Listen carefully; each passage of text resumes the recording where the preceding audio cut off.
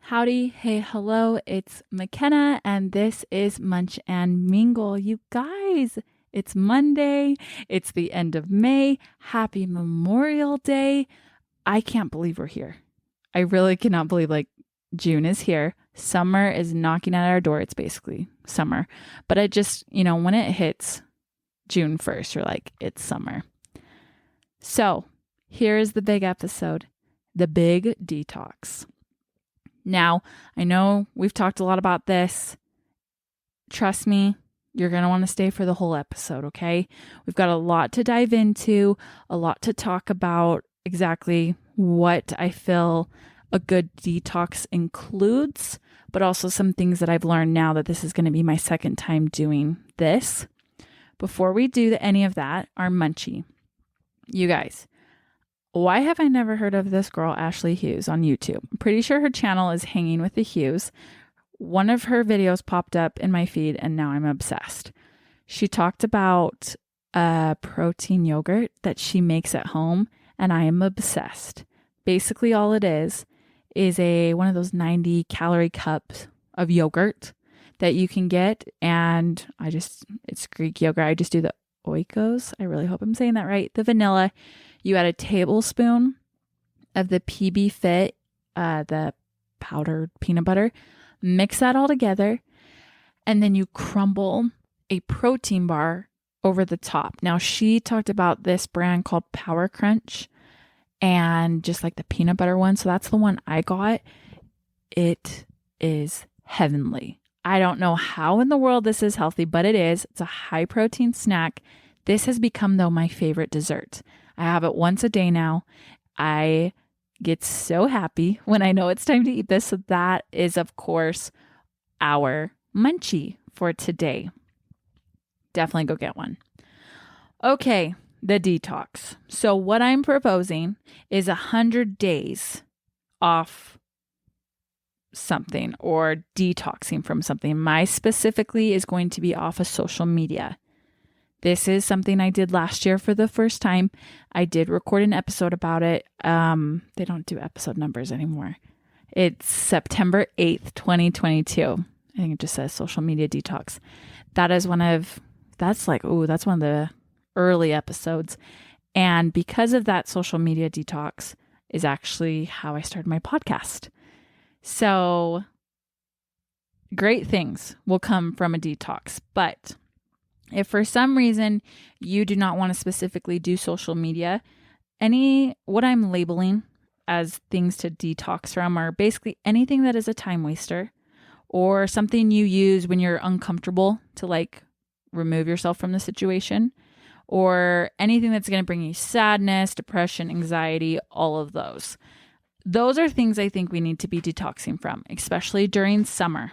We don't need any of that bringing us down.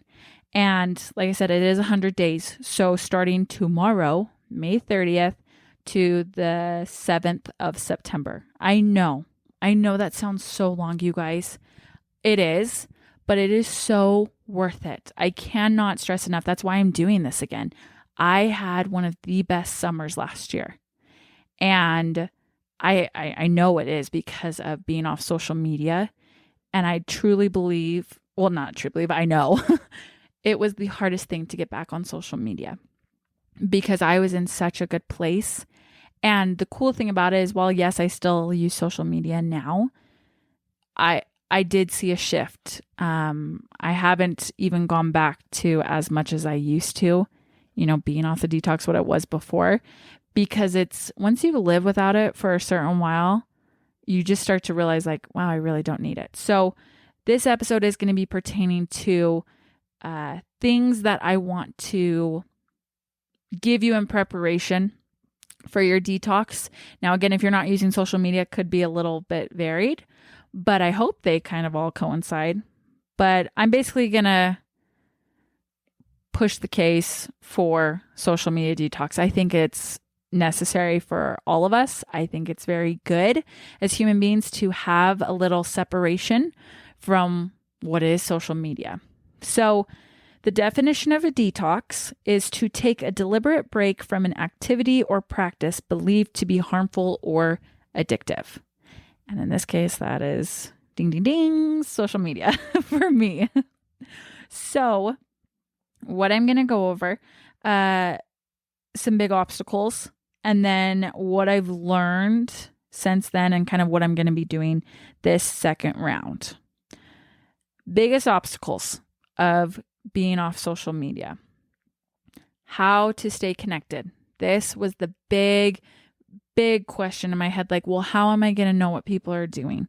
How am I going to stay up to date? These are people that I care about. I have, I've grown to know them, or these are people that I know and I want to see what they're doing in their lives. Okay. What am I going to do with my time? 100 days? I know I'm on social media a lot. So what am I going to do? I'm going to be super bored. Who do I share my summer experiences with? That is a huge perk of social media, being able to show what you're doing too. It's fun to have people see what you're doing and be like, oh yeah, you're doing some cool things. And then lastly, how am I supposed to get away from social media? It's used in everything. Very true, actually. Very, very true. I felt all these. You guys, I really did. These were all my excuses. And it's funny because now I look at them and I'm like, it's crazy. One detox and it just changes you. But I am empathizing with you guys looking at this if you're doing it for the first time. Because this is all, I went back and forth so many times last year of just wanting to get off social media altogether. So this was kind of my like, well, what if I just do it for summer? And I'll just start at the beginning of June. My birthday's at the end of August. I'll just go to my birthday. And I think I typed in to see how many days that was. And that's when I saw, I was like, it's 93 days. Well, I'll just go the extra 7 more days to get it to 100. So that's where it came from. What I did then, how I decided I was like, okay, I'm going to do this, is I made a summer bucket list. I wrote down, I still have it in my journal, all the things that I was like, what do I really want to do? Because I basically gave this summer a label of what I wanted it to be. I kept telling everyone, I think even when I posted that I was doing this, I want to have an intentional summer. That was the label. So when I made this bucket list, I was like, what are the things that are going to give me an intentional summer?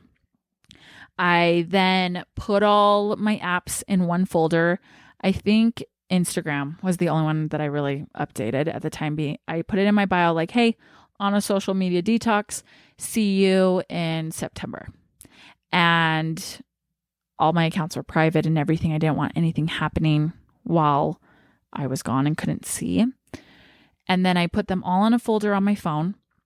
I logged out of all the apps, made sure I got no notifications, put them all in a folder. And then I put, like I had 5 pages or something. And I put it all the way at the end, but I still had like one folder on the 4th page. That was kind of my warning sign. Like if you go one more, you're going to see it. And I kept thinking out of sight, out of mind. But if I were to ever accidentally go to that 5th page, the folder was like labeled, no. So I would have had to like consciously go into that. But I was basically making sure like I'm not going to go in. And then as far as sharing photos or sharing what we were doing over summer, I basically blew up my family group chats. A lot of my friends would just get way more texts from me than before. Because I was like, I have to somehow still feel like I'm connecting, which is real. But that is honestly kind of just how I looked at it, is just don't go on it for anything. And if I want to feel connected, I will text my friends, I'll text my family pictures, and we'll go from there. So that is how I did it. In June, the first hardest part is getting over the muscle memory of just running to social media. It was insane to see just how I would start scrolling through my phone just to go get to the app. And I would catch myself being like, what are you doing? It was scaring me that my body could start reacting that way without me even realizing, like catching up to it later. That was the first big, like, wow, you have a problem, McKenna.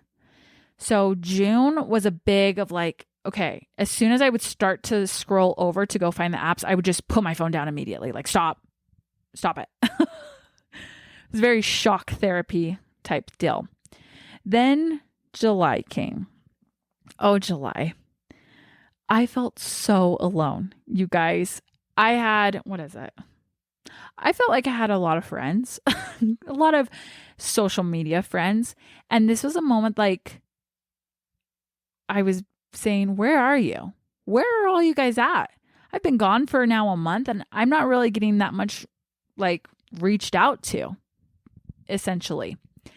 And that was probably the hardest part of this entire detox, was starting to realize that there is a difference between real friends and social media friends.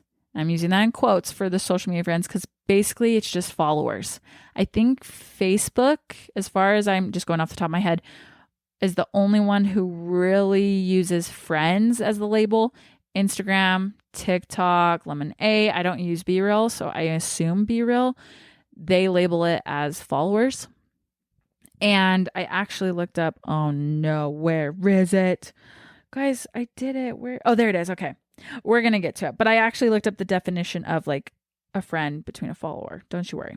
So that is where I had to get very intentional with the relationships I did have, the friends that I knew I had close. And we're going to go over something that I've learned actually in the past couple months about actually having a capacity on the number of relationships that you can maintain that are actually like healthy, good friendship relationships. So how to deal with that. I think I scared a lot of people last summer because there would be times that I'd meet new girls or whatnot. And then we'd be like, oh yeah, we need to get together. Like we need to go get swig or something. And I was the person who's like, hey, give me your number. And then I straight up would text them like, hey, when are we going to go? And there were times that I never went to swig with some of these girls I met. And I think it's because they were like, you were serious? I thought we were just going to like, be Instagram friends and go from there. I know that is usually what I used to do. But in this case, I was like, no, I'm serious. If we're going to go hang out, we're going to go hang out because I am in need of it. I need to go and be out. So July was a good help for me to see the important relationships, the relationships that matter. And then we go to August and I did not want to go back. I had started to get into a thriving place where I was feeling so good. I was feeling close with my family, close with my close friends. It was a good place and I didn't want to go back. I was like, I can just stay off it. And the only thing that brought me back was I had started my podcast.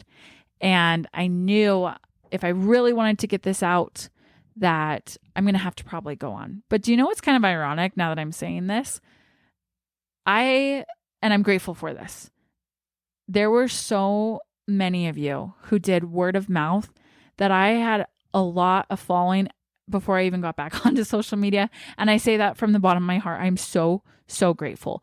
Obviously now it's kind of the same thing. It's a little bit of word of mouth. When I have guests on or whatnot, they get to go share it to their friends and whatnot, but they'll use it by, social media, putting on their stories. And I'm grateful for that. But it just kind of goes to show like, you don't necessarily need social media. You guys know I use it, but it's not something I'm really big on being on all the time. And that is from this detox. Sorry, my room is really dry and my throat is killing right now. So what I've learned. So that was kind of what I knew from last year. And as I go into this year, what I'm approaching now, knowing these things. As far as apps go, instead of making a folder, I'm just taking them off the phone completely. I'm trying to remember why I thought keeping them on the phone. I don't know if it was like, oh, I don't want to log back in, but I swear I logged out. And now everything's on the cloud. It's basically saved. I don't know. Instagram's a little wonky because I have multiple accounts through the same username, which is the most stupidest thing I've ever done. Don't do that because it's for this point in case. It's so annoying. So that might be the only one if I have to leave it. But again, if it is the case, then it will be off in a folder, locked away. Oh yeah. I'll obviously let social media know. I'll do the same thing, put it in my bio, put out a post tomorrow. I'm recording this, but yes, today, just letting you guys know, like, hey, I'm going to be off social media. Now we already know on my Munch and Mingle Instagram, that is the only thing that will get posted. So I guess I will have to keep that one on.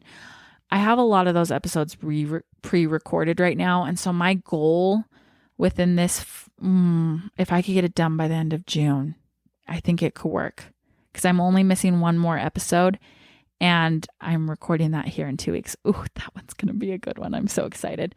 So if I can, I'm going to just try and get those all out real fast. Just post my normal posting on my Munch and Mingle podcast page.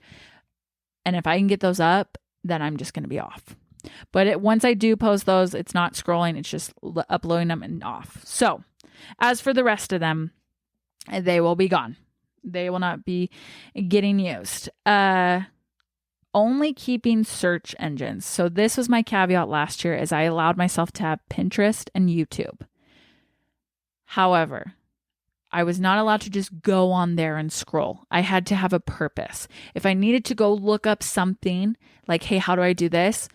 Then that's where I used Pinterest and YouTube.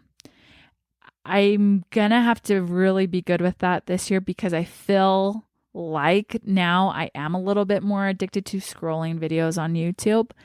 So I'm going to probably have to do the same thing with that too, is maybe put that in the folder if I really have to search for something specifically, how to do it.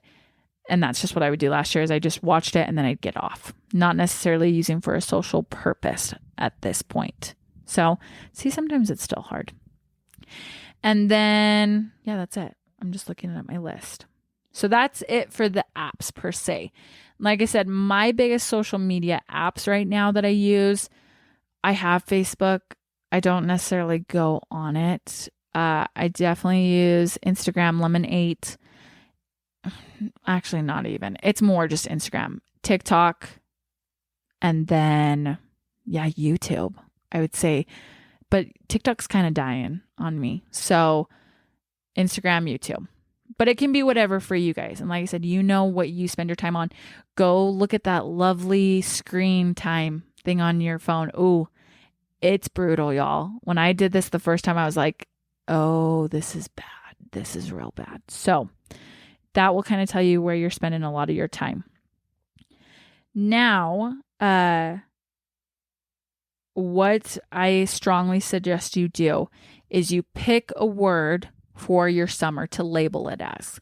Like I said, my last year, mine was intentional. This year is going to be, for me, restorative. That is the label or the word I'm using to label this summer. And what I'm going to do with that, it has become very apparent to me, being a wife, a mom, a podcaster, a lot of things. I have a busy life and I'm grateful for that. But I also realize that sometimes I tend to overdo it. So this summer, I'm really going to try to incorporate rest into my schedule. It's going to become a priority for me. And I'm still going to do a summer bucket list. I've already gotten written out, but on there I've got a lot of more bucket list items that incorporate into resting periods and whatnot. And we'll probably go back. I'll go into all that just to let you know how it went at the end of summer when I come back. But that's just to give you a general idea. The other thing is we're not going to fill the gaps with mundane things. So if you're looking at that screen time and let's just say off the top of my head, you're spending 8 hours. I think that's pretty generous, right? Guys, mine was way over that. 8 hours a week on social media alone. So you're going to have 8 hours a week to have open. You cannot go fill it with other crap things. Just if you're filling it with things that you're not necessarily doing anything, like you're just going to go watch TV, I don't know if that's necessarily working the powers of a detox, right? You want to fill it with purposeful things, whether it's pulling things from a bucket list that you've made, whether it's going and being around people. That's my next subject. Something intentional. Maybe it is just resting. Maybe you're going to let yourself take a nap. I'm fine with that. I think naps are great. And how much greater will it be if we can all come back from summer literally recharged because we actually took time to nap? Okay? Just, I don't know. You fill it with whatever is purposeful to you. The friends. This is, like I said, a big part of the social media detox that can be hard. And even though it's my second time, it's still hard. I have to prepare myself for this. But what I have heard over the last couple months, I was made aware of a scientist. Oh, what is his first name? I can't remember. His last name is Dunbar. And there's this thing called Dunbar's numbers.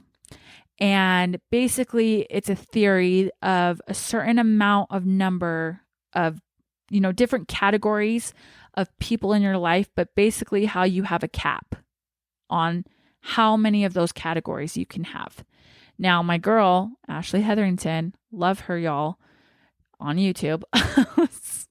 See, yeah, YouTube's going to be the hard one for me now. It's become a regular in my life.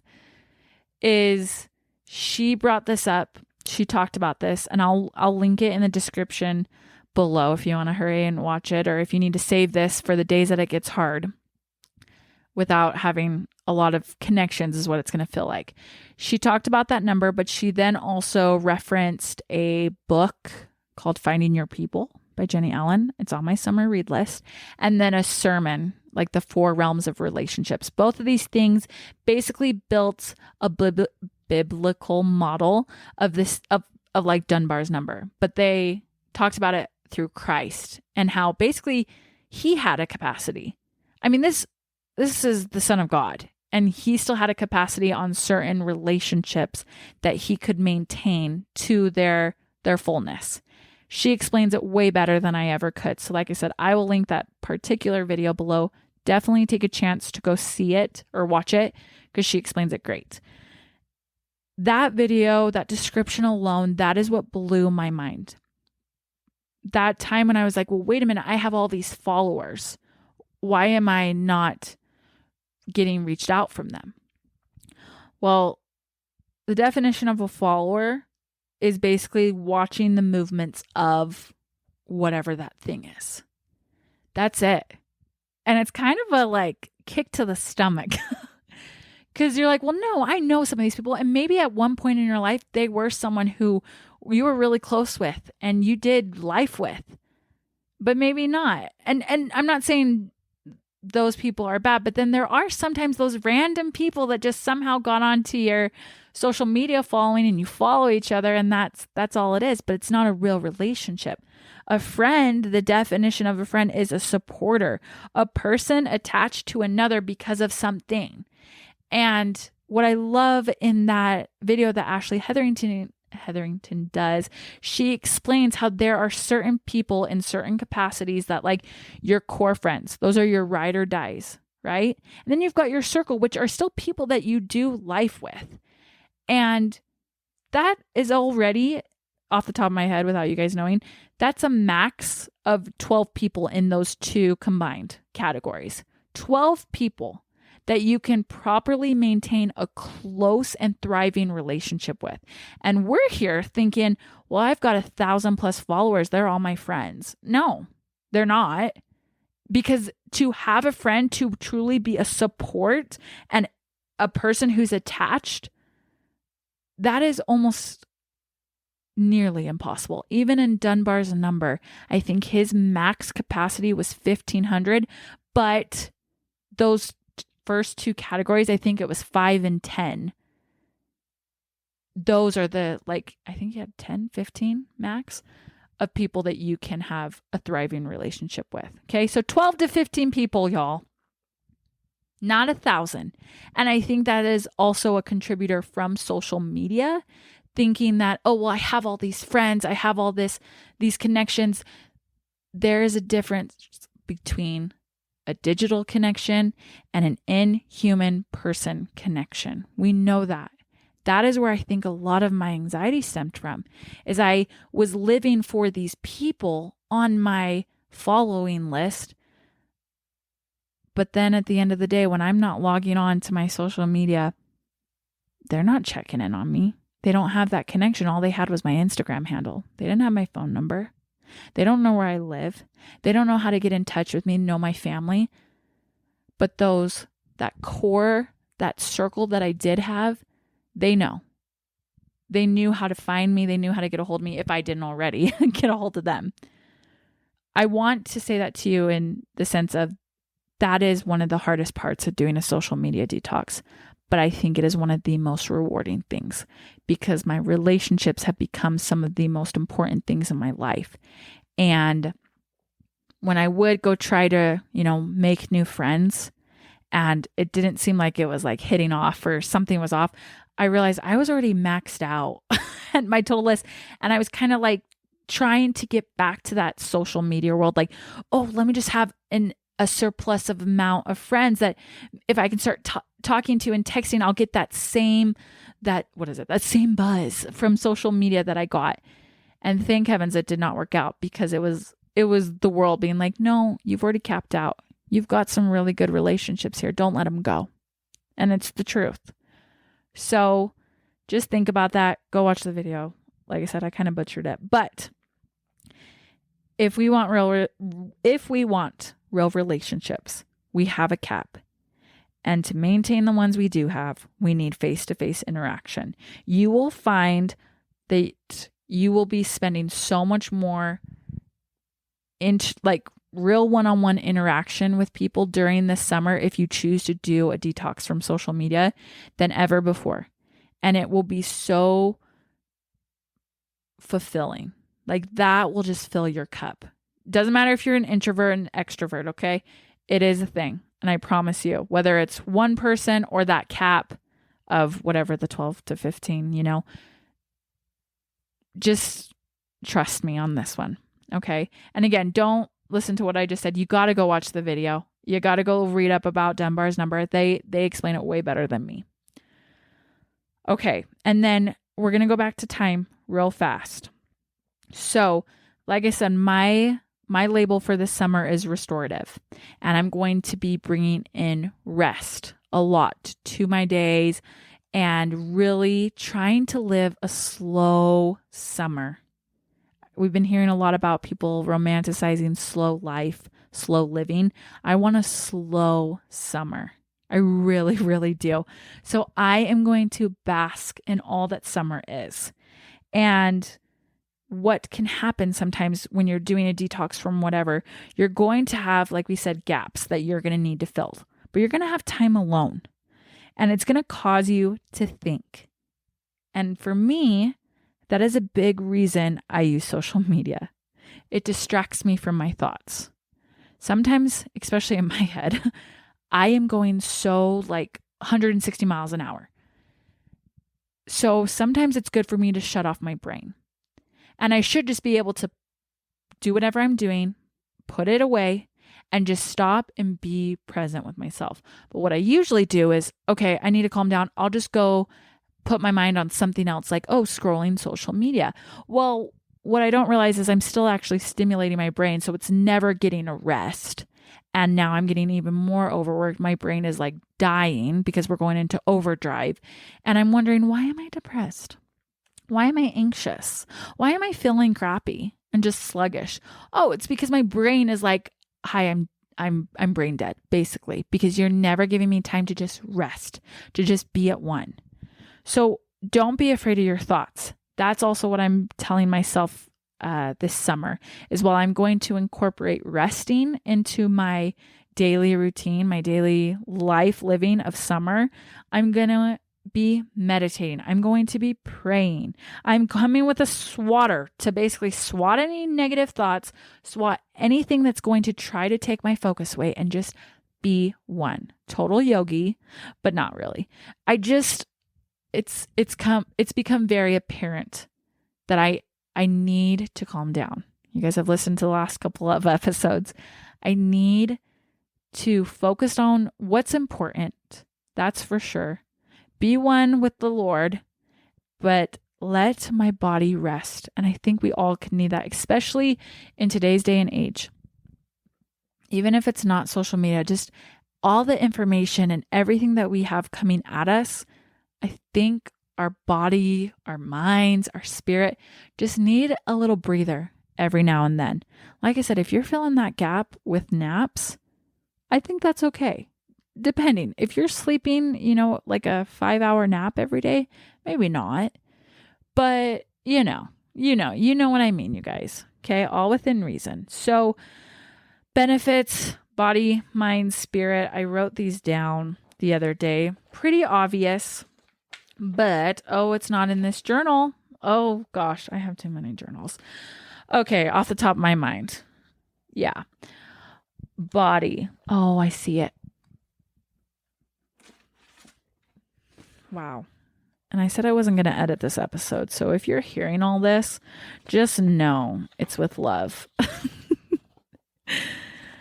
That's what we're doing. We're resting, okay? I was like, there's going to be no time to edit this episode. Wow, I have too many stuff in this journal.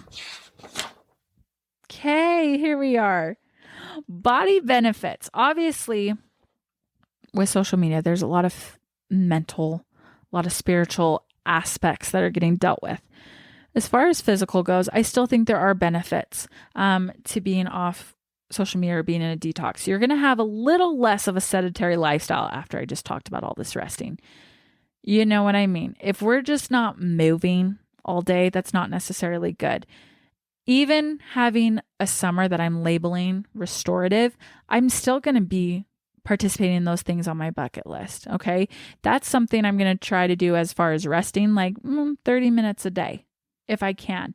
But then I still have the rest of the day. If I'm going off the 8-hour window, I've got 7.5 hours during the week to somehow fill with other intentional things.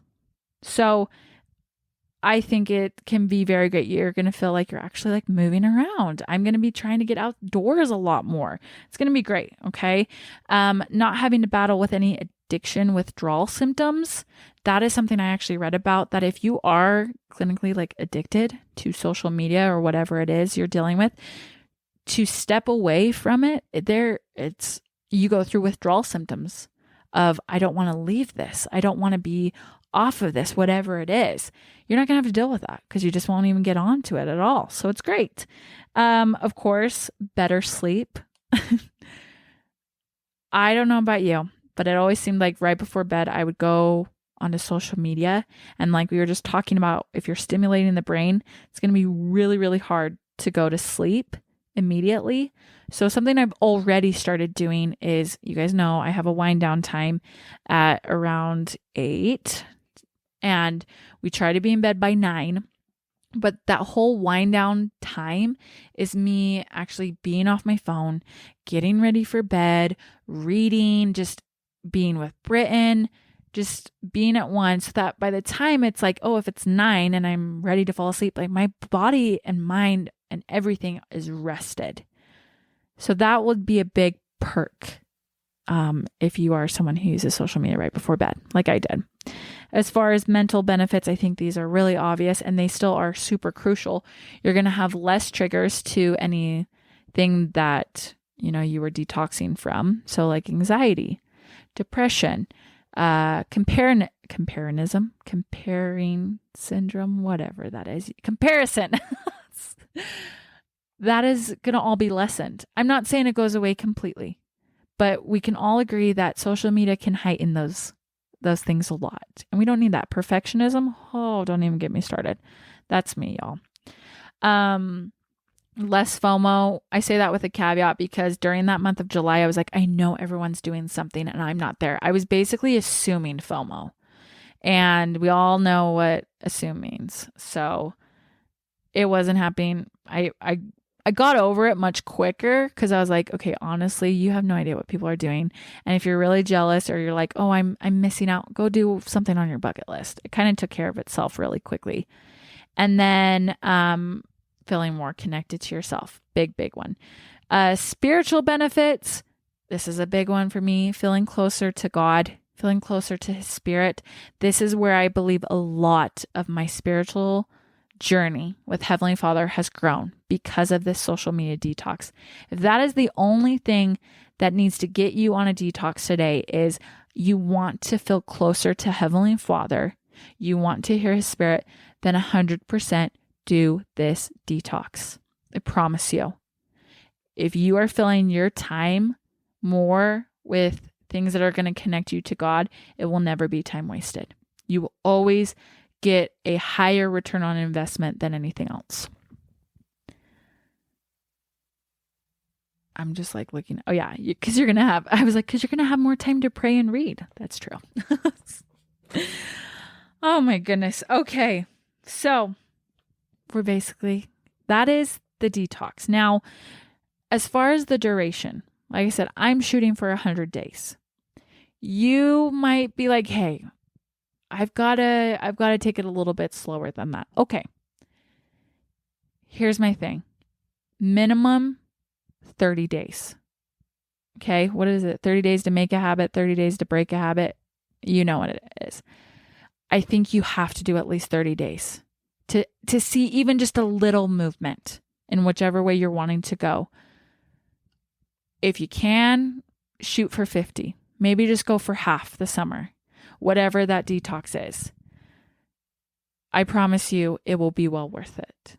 And if you can get to the 100, your life will change. And I mean it. I'm speaking from pure experience. And decide who and how you're going to connect. So if you're deciding you're going to start this detox tomorrow, just maybe send a quick text out or a quick DM. If there is someone that you're like, okay, wait, I might need to get a hold of them, just shoot them a message. Hey, I'm doing a social media detox. Didn't want to miss you. Here's my number. If for X, Y, and Z, whatever it is, I don't know. But like I said, put it in your bio. Hey, this is where I am. So people, you don't have to worry. That could be something you justify in your mind to get back on social media. Well, what if someone's trying to get a hold of me? If you're going to have to get back on, heaven forbid, to message someone, okay. But just be very, very cautious, because the minute you jump back onto that app, whatever it is, it can pull you right back in. Okay. You can do this though. I promise. After the 100 days of me getting back on, I didn't miss anything. And I don't even think I sent out numbers or like how to contact me. Like I said, the most important people in your life probably already have your number, probably know people you're close with if they really need to get hold of you, or know where you live. That's truly what makes up your circle, your core. And that's great. Focus on those relationships this next 100 days. And like I said, if it's not social media, choose something else. Make this an intentional summer, a restorative summer, a refueling summer, recharging. What's some other words? A laughable, a lovable, I don't know. I'm just thinking of things off the top of my head. Whatever it is for you, you know what that word is.